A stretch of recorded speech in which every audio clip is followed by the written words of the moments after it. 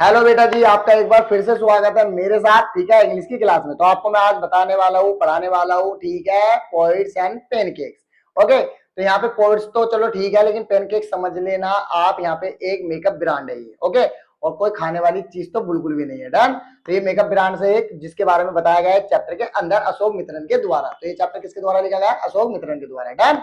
तो आपको मैं इस चैप्टर में भी कुछ इंपॉर्टेंट क्वेश्चन बताने वाला हूं जो इस चैप्टर से आने ही वाले हैं सीबीएसई के अंदर। डन। तो ध्यान से देखना वीडियो को विदाउट स्किप करे। ओके, स्किप मत करना वीडियो को बिल्कुल भी, पूरी वीडियो देखना, क्योंकि क्वेश्चंस कभी भी मिल सकते हैं आपको। ठीक है, जैसे कि आपको पता ही है। और हाँ, एक चीज और, इस चैप्टर को बहुत ज्यादा कंफ्यूजिंग समझते हैं बच्चे, तो आपको मैं बता देता हूँ कंफ्यूजिंग कुछ नहीं होने वाला, बहुत आसानी से आपको समझ में आ जाएगा ये चैप्टर। पर वीडियो को पूरा देखना पड़ेगा आपको, ठीक है, इस चैप्टर को समझने के लिए। क्लियर? और अगर आप मेरे चैनल पे पहली बार हो तो पहले तो चैनल को आप सब्सक्राइब करो, और वीडियो अगर आपको अच्छी लगे तो आप वीडियो को लाइक करके जाओगे। ठीक है आज, ठीक है, आप लाइक नहीं करते आप लोग, तो लाइक करो आज वीडियो को अगर आपको अच्छा लगता है तो। क्लियर? तो चलो अब जल्दी से स्टार्ट करते हैं पोइट्स एंड पेन के चैप्टर आपका। Clear?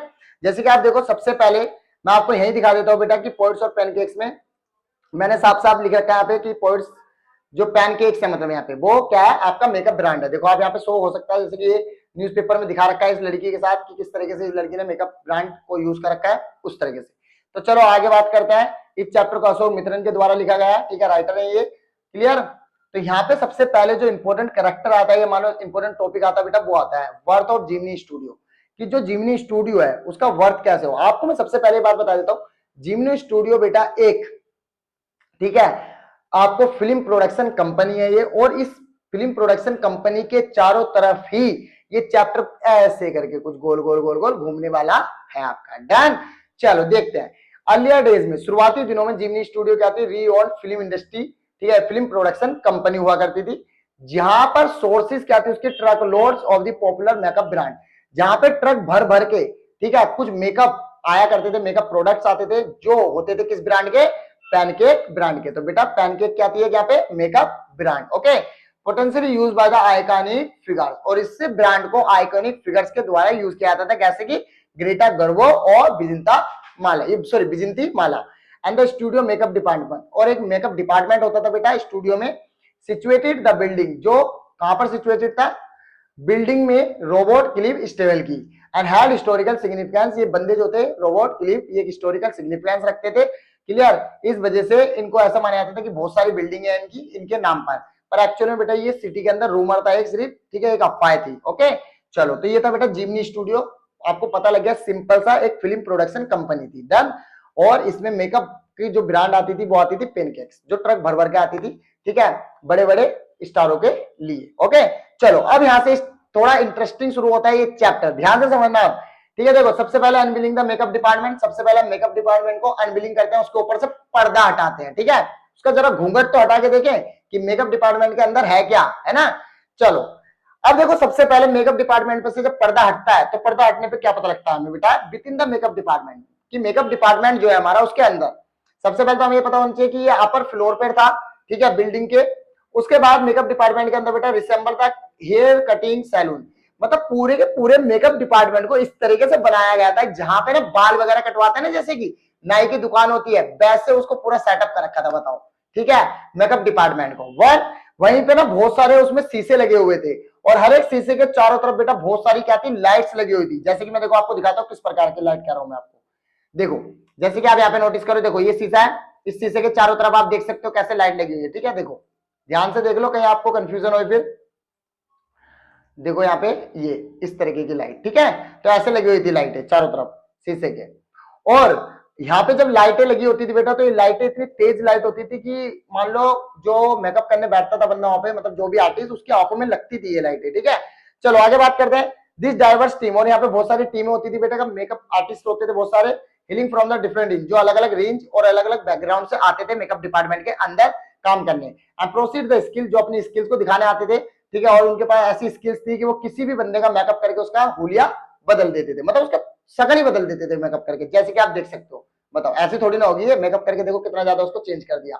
And मोस्टर using the pancakes, और क्या यूज करते थे? पैनकेक्स। पैनकेक्स मतलब जो प्रोडक्ट मैंने बताया ना आपको, मेकअप प्रोडक्ट, वो। ठीक है, and made the concoctions and the era predominantly, और जो ये एरा था बेटा, ये समय जो था, ये वो समय था बेटा जिस टाइम पे इंडोर फिल्म शूटिंग होती थी, मतलब बिल्कुल भी कोई भी बंदा बाहर नहीं जाता था, सारी की सारी शूटिंग जो होती थी वो स्टूडियो के अंदर ही की जाती थी, ये वो समय था, ठीक है।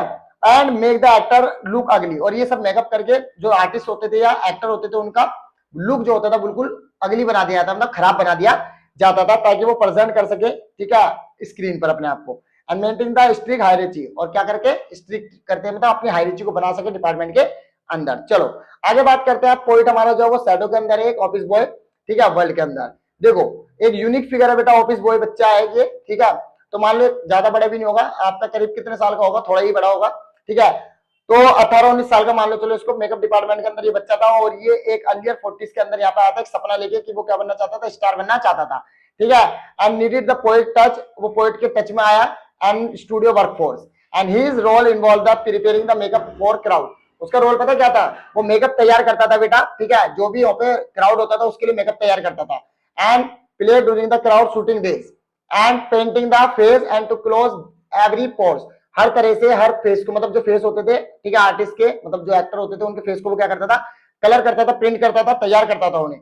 एंड डिस्पाइट हिज एज, उसकी एज और उसकी जो ड्रीम थी, सपना था, उसका पूरा नहीं हुआ था वो काम, मतलब उसका सपना भी पूरा नहीं हुआ था, ना ही उसकी एज ज्यादा थी, फिर भी वो बच्चा क्या करता था, वहां पे काम करता था, और पोइट के साथ, ठीक है, और फिल्म इंडस्ट्री के साथ, और डेली एक्टिविटीज में लगा रहता था अपनी। क्लियर। अब आगे यहाँ पे cubicle chronicles the author work place. सबसे पहले मैं बात करता हूं, तो देखो हमारा जो ऑथर था बेटा, एक उसके पास क्यूबिकल स्पेस होता था फ्रेंच विंडो के साथ, कुछ आप ऐसे देख सकते हो, ये हमारा ऑथर है, और ये देखो ये पूरा स्पेस है जहां पे वो बैठा है, इस तरीके से, इसे हम कहते हैं chronicle, cubic chronicles. And where the day spend, जहां पे वो अपना पूरा दिन बिता दिया करता था न्यूज़पेपर को फाड़ने में। And misconception about the author, author की मिसकॉन्सेप्शन को देखते हुए, अनप्रोडक्टिव वर्क को देखते हुए, ठीक है, like to be unexpected lectures from the well meaning colleagues, उसके मेन जो मतलब उसके कलीग्स थे वो उसको बोलते थे कि आप सब क्या कर रहे हो, अनप्रोडक्टिव वर्क आपके लिए, आप इस लायक नहीं हो, आप तो बहुत अच्छे हो, आपको इतनी नॉलेज है, सब कुछ है, फिर आप इतना टाइम क्यों वेस्ट कर रहे हो अपना यहाँ पे, ठीक है। क्योंकि ये ऑथर भी क्या बनने आया था यहाँ पे, स्टार बनने आया था। The office boy from the makeup department took the keen interest, और मेकअप डिपार्टमेंट का जो ये लड़का था ना, इसको बहुत ज्यादा इंटरेस्ट था, ठीक है, आर्टिस्ट मतलब इसके अंदर ऑथर के, कि उसको एनलाइट करना चाहता था ऑथर को वो, कि आप क्या कर रहे हो फालतू का काम, आप एक अच्छे क्या बनो, एक्टर बनो, इस तरीके से। तो मतलब ऑथर बस एक जगह बैठा रहता था, न्यूज़पेपर वगैरह फाड़ता रहता था, और उसमें से जो भी कहानी वगैरह होती थी, स्टोरी वगैरह, वो निकालता रहता था, बात खत्म। उसके अलावा ऑथर का कोई काम नहीं था, वो सोचता रहता था कि वो एक्टर कैसे बनेगा, ठीक। पर वही ना एक बंदा था जिसको लेकर काफी ज्यादा फ्रस्ट्रेशन थी यहाँ पे, जिसका नाम था कुतम मंगलम सुबू। अब ये देखो सुबू जो था, होल्ड द सिग्निफिकेंट पोजीशन, इसकी बहुत अच्छी पोजीशन थी बेटा, जिमनी स्टूडियो में नंबर 2 की पोजीशन थी इसकी, ठीक है। And he portrayed as the multifaceted individual, क्योंकि मल्टीफेसिटेड था, मतलब इसके पास मल्टीपल टैलेंट थे, बहुत सारे टैलेंटेड बंदा था, हर फील्ड में इसको पास टैलेंट था बेटा सुबू के पास। With the talent ranging from the acting to poverty, so acting to poetry, मतलब इसको पोएट्री भी आती थी। And despite the potential challenge के बाद भी सुबू बहुत ज्यादा लॉयल था, और क्रिएटिविटी था उसके पास, कंट्रीब्यूट करता था वो, ठीक है, स्टूडियो के अंदर अपना सारा का सारा सिग्निफिकेंट सक्सेस दिलाता था गोल्डन ईयर के। जब गोल्डन ईयर चल रहा था ना इस स्टूडियो को, उस टाइम पे बंदा यहाँ पे क्या करता था, काम करता था, ठीक है, एज ए एक्टर भी काम करता था, एज ए पोएट भी काम करता था, एज ए ओ डायरेक्टर के मतलब डायरेक्टर के तौर पर भी काम करता था, मतलब बहुत प्रकार के, मतलब इसके अंदर मल्टी टैलेंटेड बंदा था ये, ठीक है, इस तरीके से आप मान सकते हो। ये मान सकते हो कि इसके बिना फिल्म बनाने यहाँ पे क्या थी, मुश्किल थी, मतलब कोई भी फिल्म अगर शूट करनी है आपको तो सुबह की जरूरत थी ही थी, ऐसा।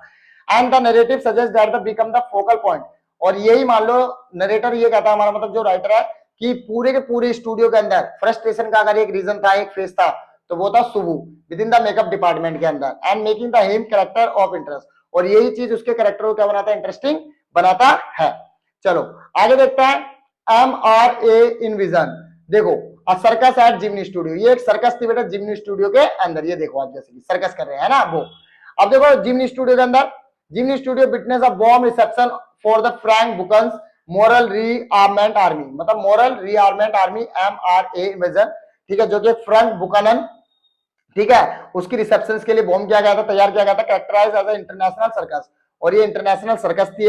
And despite the lacking the expertization and acrobatics और एनिमल हैंडलिंग, आपको मैं बता देता हूँ यहाँ पे ना थोड़ी सी कमी थी, एक्सपर्टाइज तो कोई भी नहीं था इसमें, मतलब बिल्कुल परफेक्ट ऐसा नहीं था, और एनिमल्स को किस तरीके से हैंडल किया जाए वो भी उनको नहीं आता था, लेकिन group of professional presentation of के लिए, लेकिन प्रोफेशनल उसको प्रेजेंट किया गया, and including the Jotham valley and the forgotten factors and left the lasting impact of Madras, और ये बहुत बड़ा एक प्रभाव डाल के गए, लास्टिंग मतलब बहुत लंबे समय के लिए प्रभाव डाला मद्रास पे, तमिल ड्रामा कम्युनिटीज के ऊपर, क्योंकि बेटा आपको बता देता हूँ जिमनी स्टूडियो मद्रास की थी इसलिए। The author reflect the peculiarities of the encounter and questioning of the persons of English poet, वहां पर इंग्लिश पोएट जो था उसके ऊपर भी क्वेश्चंस करे गए। And studio primarily producing the Tamil film, शुरू में ये तमिल फिल्म ही बनाया करती थी। तो बेटा एमआरए मतलब मॉरल रिआर्मेंट आर्मी थी जो सर्कस क्या करती थी, कहां पर, जिमनी स्टूडियो के अंदर। मतलब ये वो सारे एक्टर थे, टॉप एक्टर, ठीक है, जो क्या करते थे, जिमनी स्टूडियो में सर्कस करने का काम करते थे। ठीक है, बस इतना याद रखना बहुत है आपके लिए हमारे इनविजन का। अब वही ना एक मिस्ट्री थी बेटा, अब मिस्ट्री विजिटर था, मतलब एक स्टीफन स्प्लेंडर, ठीक है, आए थे और इन्हीं देखो इनिग्मेटिक विजिट थी इनकी। मतलब इस मिस्टीरियस क्यों कहते हैं बेटा, ये एक इंग्लिश पोएट थे, तो ये जो भी कुछ बोलते थे पहली बात तो लोगों को वहां पे समझ ही नहीं आया कि ये बोलते क्या थे। ठीक है, इस वजह से इनका ये नहीं पता लग पाया आज तक इन लोगों को कि भाई ये आया क्यों था बंदा यहाँ पे। ठीक है, इस तरीके से मान लो। तो देखो paid the visit the Jimny studio, ये जिमनी स्टूडियो आए थे, इंग्लिश पोएट थे ये। Living the author and rest of the studio puzzled, author को और बाकी के जो बंदे थे वहां पे, ठीक है, स्टूडियो में उन सबको क्या कर गए थे, पजल कर गए थे, मतलब कंफ्यूज कर गए थे। द पोइट्स सीरियस डिमनोर, पोइट तो बहुत ज्यादा सीरियस था और इनकम्प्रेंसिबल इसेंट, और इनका मतलब समझ में नहीं आ रहा था कि ये क्या बोलते हैं क्या नहीं। And explain the actual added to mysterious and surrounding his person, इसलिए इनकी पर्सन क्या रही जिमनी स्टूडियो के लिए, एक मिस्टीरियस बनी रही, मतलब एक रहस्य बन के रह गई। रीजन यही था कि इनकी बात समझ नहीं आई किसी को भी और ये नहीं पता लग पाया कि आए क्यों थे यहाँ पे। ठीक है, इस वजह से पता तो लग जाता है लेकिन समझ में आती बात तभी ना, ये इंग्लिश बोलते थे, ठीक है, और किसी को समझ में आती नहीं तो उस टाइम पे इंग्लिश, इस वजह से। चलो आगे बात करते हैं प्रोस एंड पॉवर्टी, सॉरी हाँ, प्रोस और पॉवर्टी बुक सेल, किस तरीके से देखो प्रोस पॉवर्टी और बुक सेल के बारे में बात करें, लिटरेरी डिस्कवरी। देखो अगर मैं बात करूं पोस्ट जिमनी स्टूडियो, मतलब पहले जिमनी स्टूडियो की, तो the author and the ample time, जो उसका समय था वो, but limited finance, limited finance था, ज्यादा पैसा नहीं हुआ करता था, वो drawn reduce the price book, इसलिए वो रेड्यूस करते थे क्या, प्राइस बुक को ऑन द फुटपाथ, तो फुटपाथ से खरीद लाते थे बुकों को। एंड परचेज ऑफ द गोड दैट फेल्ड, और क्या बोला कि परचेज ऑफ गोड दैट फेल्ड, कि गोड जो है फेल्ड है परचेज करने में उसको, फॉर 50 पैसे revealed essays and by the eminent figure and including Stephen Spender, यहां तक कि स्प्लेंडर की जो बुकें थी वो भी। A connection between the Spender visit to Gemini studio is this illuminate with the communism and express in the book, तो इन्होंने जब बुक पढ़ी ना बाद में, the God that failed purchase करके 50 पैसे की बेटा, तो तब उनको पता लगा कि स्प्लेंडर जो थे वो क्यों आए थे जिमनी स्टूडियो में, ठीक है, काफी समय बाद। And illuminated and previously mysterious aspect of the poet persons in the film studio, तो फिल्म स्टूडियो के अंदर जो उनकी एक बनी थी ना मिस्टीरियस, उस वो मिस्टीरियस इस तरीके से क्या हुई थी, कुछ क्लियर हुई थी। चलो अब यहाँ पे देखो ये गॉड दैट फेल्ड बॉस क्या था, ये यहाँ पे आपको मैं समझाता हूँ क्योंकि इसके ऊपर क्वेश्चन पूछा जाता है फिर लिख नहीं पाते आप लोग। तो देखो गॉड दैट फेल्ड, इसका मतलब है कंप्लीशन ऑफ 6 एस्से, 6 एस्से थे इसके अंदर, written by the 6 eminent voters, ठीक है, एंड नेमली एंड्री, ठीक है, ग्रीड and Richard Wright and Ignazio Silone and Arthur Koestler and Louis Fischer, Stephen Spender, इन 6 बंदों ने मिलकर, ठीक है, ये पूरी की पूरे क्या लिखे थे, 6 ऐसे लिखे थे। इन ईच ऑफ दी इस ऐसे, हर एक ऐसे के अंदर क्या था, रिस्पेक्टेड राइटर डिस्क्राइब कर रहा था देयर जर्नी, अपनी जर्नी को कम्युनिज्म को लेकर, एंड देयर डिलस्ट्राइड रिटर्न, और अपने रिटर्न को लेकर। ठीक है, तो ये था बेटा द गॉड दैट फेल्ड में, क्लियर, 6 ऐसे थे जो 6 अलग अलग राइटर्स के द्वारा लिखे गए थे इसके अंदर, ठीक है, और 6 के 6 राइटर्स ने एक ही बात लिखी थी अपनी जर्नी के बारे में इनटू कम्युनिज्म के अंदर। ओके, चलो तो अब यहाँ पे देखो बेटा कुछ क्वेश्चंस आ गए इंपोर्टेंट, जिन क्वेश्चंस के बारे में आपको पता होना चाहिए। पहला, what cause the lack of communication between the Englishman and people of Gemini studio, communication में क्यों लैक था, क्या रीजन था, इंग्लिश का, ठीक है, क्योंकि उनको इंग्लिश नहीं आती थी और वो इंग्लिश में बोलता था। How was the makeup room in the Jimny studio, fine example of national integration, बता सकते हो, सभी लोग वहां पे थे, हर रिलीजन हर रेंज से हर बैकग्राउंड से बंदे वहां पे आते थे, यही चीज दिखाती है नेशनल इंटीग्रेशन को। What cause lack of communication between the, ये देखो दोबारा से आ गया क्वेश्चन, ठीक है, and how make the makeup room in Gemini studio fine example of national integration, ये दो क्वेश्चन वापस रिपीट हो गए बेटा, तो इनमें से कोई ऊपर वाले आप कर लेना दो। अब देखो तीसरा question, discuss the significance of the makeup room in the chapter poets and pancakes में, सिग्निफिकेंस बताना मेकअप रूम का। ओके, उसके बाद what kind of the effect does Ashokamitran, जो अशोक मित्रन था उसके स्टाइल पर राइटिंग के क्या इफेक्ट पड़ा रीडर को पढ़ते time. In the all instance, सारे के सारे जो इंस्टेंस हुए फ्रस्ट्रेशन के, यू विल, ठीक है, always find the anger directed toward the single person, एक ही सिंगल पर्सन को लेकर आप इतना ज्यादा कैसे एंगर थे, वो सब बताना। डू यू थिंक, क्या ये चीज राइट थी, डायरेक्ट मतलब ठीक थी ये चीज, are anger toward the someone, किसी को लेकर ऐसा होना चाहिए, who is not responsible for the cause anger, और बताना यहाँ पे कि कौन था इसका कॉज। इमेजिन करो अशोक मित्र ने विटनेस करा फिल्म शूटिंग को लेकर, visit the film set of the present days Bollywood में, अशोक मित्र ने राइट द डायरी, तो राइट डायरी लिखनी है उसके ऊपर कि किस तरीके से उन्होंने विटनेस बने हैं वो अशोक मित्रा स्टूडियो के लिए। People left in the utter battlefield sorry bafflement after the English poet, English poet के बाद जाने के बाद वो किस तरीके से कंफ्यूज हो गए थे वो बताने हैं दो, ठीक है, थिंग्स स्पीकर ने जो बताई। एंड रीडिंग करनी है यहाँ पे स्टोरी की, और इंप्रेस बताओ ऑथर की किन बातों से आप इंप्रेस हुए, मतलब एक तरीके से, ठीक है, human foibles and evaluate there the using the such humans contribute and toward the bringing about the change, और क्या चेंजेस आए पीपल्स के एटीट्यूड में एक्सेप्टिंग देयर फॉबिस को लेकर, ठीक है। चलो तो ये क्वेश्चंस थे बेटा आपके सारे के सारे, इनका स्क्रीनशॉट ले लो, इन क्वेश्चंस को कर लेना, कोई क्वेश्चन ना समझ में आए या नहीं मिलता आंसर तो मुझे कमेंट करके बता देना ताकि मैं उसका आंसर आपको दे दूं, ठीक है। और हाँ, आपको अब मैं मिलूंगा नेक्स्ट चैप्टर के साथ, और चैनल को सब्सक्राइब कर लो आप जल्दी से, ठीक है, ताकि और भी आगे आने वाले चैप्टर आपको मिलते रहे, ठीक है। तो तब तक के लिए आपको बाय।